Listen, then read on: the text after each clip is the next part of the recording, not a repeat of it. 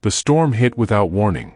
Rain slammed against the windshield so hard that Daniel Carter could barely see the narrow mountain road ahead. His 8-year-old daughter, Sophie, sat curled under a blanket in the passenger seat of his rusty pickup truck, humming softly while clutching her stuffed rabbit.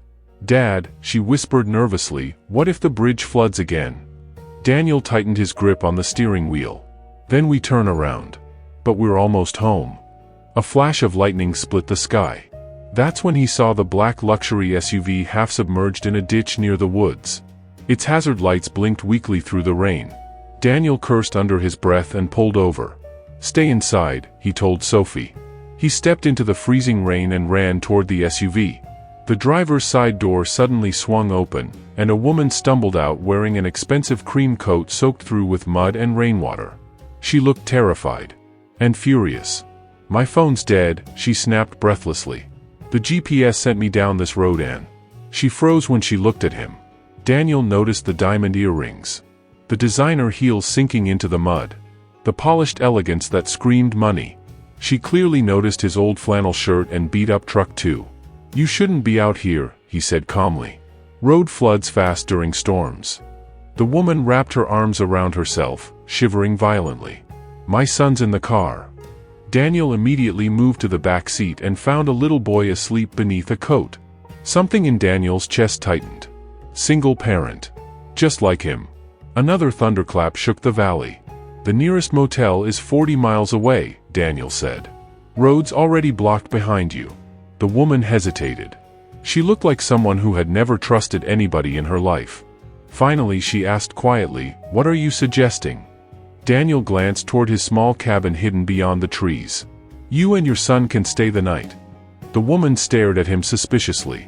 "You don't even know me." Daniel gave a tired smile. "Lady, you look like you've had enough trouble already." For a second, her cold expression cracked. Then Sophie suddenly opened the truck door and yelled into the storm. "Dad! Hurry! The water's rising." The woman looked toward the flooding road. And realized she had no choice. What Daniel didn't know yet was that the woman standing in front of him wasn't just rich. She was Olivia Bennet, the powerful CEO whose company had quietly destroyed his entire life 2 years earlier. And by morning, everything between them would explode. Daniel's cabin sat deep in the woods beside a narrow river that roared wildly from the storm. It wasn't much, just a small 2-bedroom place with creaky floors and faded furniture, but it was warm. Olivia Bennet stepped inside carefully, her son Noah asleep in her arms. The cabin smelled like coffee, pine wood, and cinnamon. Safe. Sophie immediately smiled at Noah. "He can sleep in my room." Olivia blinked, surprised by the kindness. "That's not necessary," she said automatically. "It's okay," Sophie insisted proudly. "Dad says helping people matters." Daniel busied himself starting a fire while Olivia quietly observed him. Everything about him felt strange to her. He moved with exhaustion in his shoulders, yet gentleness in every action. No arrogance. No hidden agenda. No attempt to impress her. That alone made her uneasy. Most people treated Olivia Bennet like royalty the moment they recognized her. Daniel clearly hadn't. "You live here alone?" Olivia finally asked. Daniel nodded. "Since my wife passed 3 years ago." The room softened with silence. Olivia lowered her eyes. "I'm sorry." Daniel gave a small shrug like the pain had become part of his bones. "What about you?" Her jaw tightened instantly. "Divorced." That single word carried enough bitterness to tell the rest of the story. Noah stirred awake then, frightened by the thunder. Olivia immediately held him tighter. "It's okay, baby," she whispered. Daniel noticed the fear in her voice. Not the voice of a powerful CEO. The voice of a mother barely holding herself together. A little later, Sophie dragged Noah into the living room to show him her crayons while Olivia stood near the fire drying her coat. Then her eyes landed on a framed newspaper clipping hanging beside the bookshelf. Her face went pale. It showed an old factory closure headline. "Carter Mill shuts down after Bennett Industries acquisition." Olivia slowly looked at Daniel. "Carter," she whispered. Daniel turned. And instantly saw recognition in her eyes. The warmth in the room vanished. "You're Olivia Bennet," he said coldly. Neither moved. Rain hammered the roof as realization settled between them like poison. 2 years earlier, Bennett Industries had bought Daniel's family lumber mill. 6 months later, the company shut it down. Hundreds lost jobs. Daniel lost everything. And now the woman responsible was standing inside his home. "You should have told me who you were," Daniel said sharply. Olivia crossed her arms defensively. "I didn't think it mattered." Daniel laughed bitterly. "Didn't matter?" Sophie and Noah stopped coloring as tension filled the cabin. Olivia lowered her voice. "I didn't shut your mill down personally. But your company did." Daniel's jaw clenched hard enough to hurt. "You know what happened after that place closed?" he continued. "Families left town. People lost homes. My father died 6 months later believing he failed everyone." Olivia looked shaken. "I'm sorry about your father. That apology doesn't bring people back." The fire crackled between them. Olivia suddenly looked less like a billionaire CEO and more like someone carrying invisible bruises. "You think I enjoy those decisions?" she asked quietly. Daniel stared at her. "You live in penthouses and ride in private cars. Don't tell me you understand people like us." That hit harder than he expected. Olivia's face hardened instantly. "You know nothing about my life. And whose fault is that?" For a moment, it looked like she might walk straight back into the storm. But then Noah tugged on her sleeve sleepily. "Mom, I'm scared." Olivia immediately softened and knelt beside him. Daniel watched silently. The anger inside him suddenly collided with something uncomfortable. Compassion. Because despite everything, she loved her son the same way he loved Sophie. Later that night, after the children fell asleep, Olivia stood alone near the kitchen window watching the storm rage outside. Daniel approached cautiously. "You can take my room," he muttered. "I'll sleep on the couch." Olivia didn't turn around. "Why did you help me?" she asked softly. Daniel paused. Because honestly, he didn't know anymore. Finally he answered, "Because my daughter was watching." Olivia looked down. And for the first time in years, guilt hit her harder than any business deal ever had. But neither of them knew the storm outside was nothing compared to the storm waiting the next morning. Because someone had followed Olivia into those mountains. And they were getting closer. Daniel woke before sunrise to silence. The storm had finally passed. But something felt wrong immediately. The front door was slightly open. He grabbed the baseball bat near the fireplace and stepped outside cautiously. Fresh tire tracks cut through the mud. A black sedan sat hidden near the trees. Daniel's stomach tightened. Inside the cabin, Olivia suddenly froze after checking her phone. 23 missed calls. From the board of directors. And one terrifying message from her ex-husband. "You can't hide Noah from me forever." Her hands trembled. Daniel noticed instantly. "What happened?" Olivia looked trapped. "My ex found us." Daniel frowned. "Why would he be looking for you?" She hesitated before finally confessing. "Because he wants custody of Noah." Daniel's expression darkened. "Why?" Olivia swallowed hard. "Because if I lose custody, I lose control of my company too." Everything suddenly clicked together. This wasn't just family drama. This was war. Olivia explained that her ex-husband, Richard Bennett, still owned massive shares in Bennett Industries. During their divorce, a hidden clause tied Noah's guardianship to company control. "If Richard proves I'm an unstable mother," Olivia whispered, "he takes both." Daniel stared at her in disbelief. "That's insane." "He's insane." Right then, headlights flashed through the trees. Olivia's face drained of color. Richard's men had found them. Daniel immediately locked the door. Sophie rushed downstairs frightened. "Dad?" "It's okay," he lied. A loud knock echoed through the cabin. Then another. "Mrs. Bennett," a man called outside. "Mr. Bennett is very worried about you." Olivia backed away in panic. Daniel stepped in front of her instinctively. "Stay behind me." She stared at him. Nobody had protected her in years. The knocking grew aggressive. Daniel opened the door slightly. 2 men in suits stood outside beside the sedan. "We're taking Mrs. Bennett home," one said coldly. Olivia spoke firmly behind Daniel. "I'm not going anywhere." The men exchanged looks. Then one smiled darkly. "That wasn't a request." Daniel's grip tightened on the bat. And suddenly this quiet single father found himself standing between one of the richest families in America and the woman who had ruined his life. The confrontation ended only after Daniel threatened to call the sheriff. Richard's men finally drove away, but the fear they left behind stayed inside the cabin. Olivia sat trembling at the kitchen table long after sunrise. Daniel quietly poured her coffee. "You okay?" She laughed weakly. "No." For the first time since arriving, her carefully controlled mask completely collapsed. "I built Bennett Industries from nothing after Richard nearly destroyed it," she admitted. "Every day feels like surviving another attack." Daniel leaned against the counter silently listening. "I thought success would make life easier," she continued softly. "Instead, it just made everyone want something from me."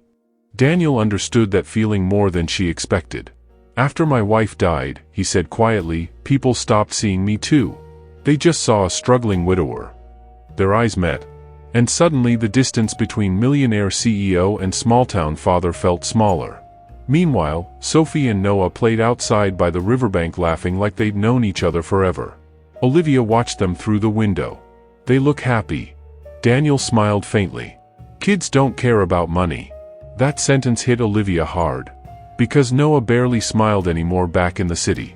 But here, he looked alive. Hours passed peacefully for the first time. Daniel fixed Noah's toy truck. Olivia helped Sophie bake cookies.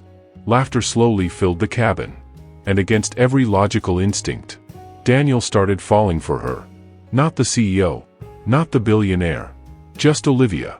That evening, after the kids fell asleep on the couch together, Olivia stepped outside onto the porch.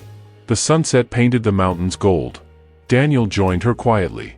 "You know," Olivia said softly, "this is the safest I've felt in years." Daniel looked at her carefully.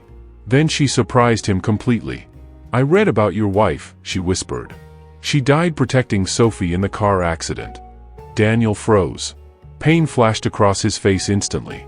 Olivia regretted saying it immediately. But Daniel finally whispered, "I couldn't save her." His voice cracked. And before he realized it, Olivia gently touched his hand. "You saved your daughter." The world seemed to stop. Daniel looked at her. Really looked at her. And in that moment, the tension between them turned into something dangerous. Something neither of them was prepared for. Then Olivia's phone buzzed again. A message from Richard. "Come home now, or he pays the price." Attached was a photo of Daniel's cabin, taken only minutes earlier. Daniel immediately checked outside. Nobody. But someone had definitely been watching them. Olivia looked horrified. Richard never stops. Daniel's protective instincts exploded instantly. "You and Noah stay inside." But Olivia grabbed his arm. "No. You don't understand what he's capable of." Daniel looked at her carefully. "Then tell me." And finally, she did. Years earlier, Richard Bennett had manipulated investors, threatened employees, and even framed competitors to build his empire. Olivia discovered everything after they married. When she threatened divorce, Richard turned vicious. "He told me," Olivia whispered shakily, "if I can't control you, I'll destroy everything you love."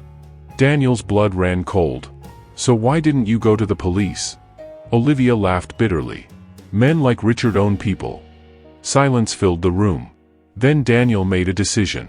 "You're not leaving tonight." Olivia stared at him. "Daniel. I mean it." Something powerful passed between them then. Trust. Real trust. Later that night, the electricity suddenly went out. The cabin dropped into darkness. Sophie screamed upstairs. Daniel grabbed a flashlight and rushed toward the window. A figure moved outside near the trees. Then another. Olivia panicked instantly. "They're here." Daniel locked every door while thunder rolled again in the distance. Noah started crying. Sophie clung to Daniel tightly. And suddenly the cabin no longer felt safe. A loud bang hit the side of the house. Then another. Olivia's breathing became uneven. Daniel grabbed her shoulders firmly. "Look at me." She did. "We'll get through this." For one fragile second, she believed him completely. Then headlights flooded the cabin windows. Richard Bennett himself stepped out of a black SUV. Tall, cold, perfectly dressed. The kind of man who smiled while destroying lives. He slowly approached the porch. and called out calmly, "Olivia, come home." Richard Bennett entered the cabin like he already owned it. Which, in his mind, he probably did. His sharp eyes scanned Daniel dismissively before landing on Olivia.